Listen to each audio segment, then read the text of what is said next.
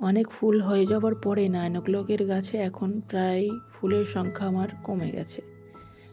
যাতে আবার নতুন করে ফুল আসে সেই কারণে আমাদের যেটা করতে হবে সেটা হলো এর যে ব্রাঞ্চগুলো আছে প্রুনিং করে দিতে হবে।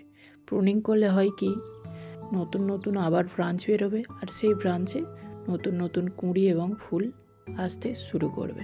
তো আমি এখানে সব মেন ব্রাঞ্চগুলোকে রেখে সমস্ত ব্রাঞ্চ কেটে দিচ্ছি। তারপরে যেটা দিচ্ছি সেটা হলো সরিষার খোল। প্রত্যেকটা টবে 1 মুঠো করে সরিষার খোল আমি এখানে দিয়ে দিলাম। এবার একে ফুল সানলাইটে রেখে দিন জল দিয়ে।